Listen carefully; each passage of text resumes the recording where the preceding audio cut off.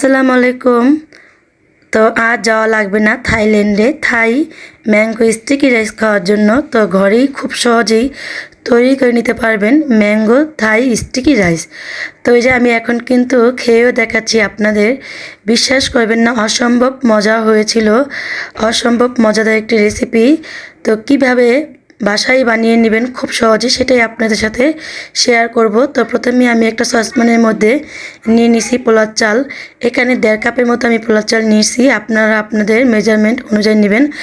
আর আমি এখন একটা ব্লেন্ডার জারের মধ্যে নিয়ে নিছি 2 কাপ নারকেল কোড়া। তো অবশ্যই কিন্তু নারকেলের দুধটাই লাগবে, তো আমাদের এখানে দুধটা পাওয়া যায় না, এই জন্য আমি নারকেল কোড়া দিয়েই দুধ তৈরি করে নিব। তো এই যে আমি এখন পানি দিয়ে দিচ্ছি 2 কাপের মতো, দিয়ে আমি ব্লেন্ডার জারের মধ্যে ব্লেন্ডার করে নিছি। এখন সুন্দর করে আমি হাত দিয়ে চেপে চেপে নারকেলের দুধ বের করে নেব। তো এই যে আমি সুন্দর করে ধুয়ে রাখছিলাম পোলার চালগুলো, তারপর এখানে আমি দিয়ে দিচ্ছি 1.5 কাপের মতো পানি আর 1 কাপের মতো নারকেলের দুধ দিয়ে আমি এখন সুন্দর করে চুলাটা জ্বালিয়ে দেব।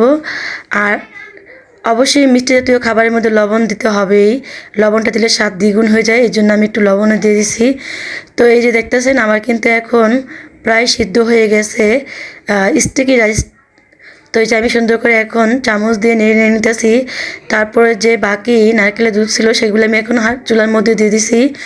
আর এখানে আমি নিয়ে নিছি কর্নফ্লাওয়ার। তো আপনারা চাইলে কিন্তু এখানে ময়দা ইউজ করতে পারবেন, কোনো সমস্যা নাই। তারপরে যে আমি সসটা বানানোর জন্য এখন দিয়ে দিয়েছিলাম 1 চিমটি লবণ আর দিব কনডেন্স মিল্ক। তো কনডেন্স মিল্ক দিলে কিন্তু খেতে দারুণ হয়। এখন আমি এখান থেকে সামান্য পরিমাণ দুধ উঠিয়ে নিয়ে আমি যে স্টিকি রাইসটার মধ্যে ঢেলে দিব, যাতে আরেকটু স্টিকি হয়, এর জন্য আরেকটু যাতে মিষ্টি মিষ্টি লাগে।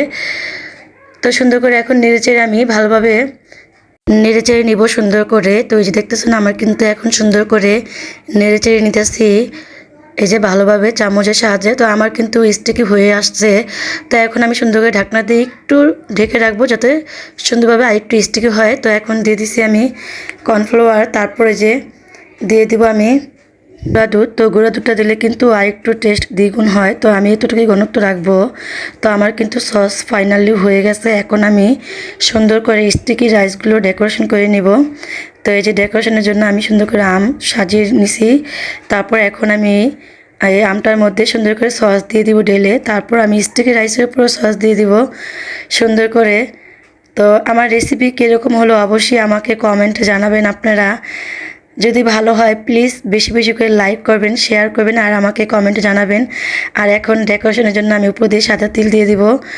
তো আমার পাশে থাকবেন আপনারা, আমার জন্য দোয়া করবেন যাতে আমি আপনাদের মাঝে নতুন নতুন রেসিপি নিয়ে আসতে পারি।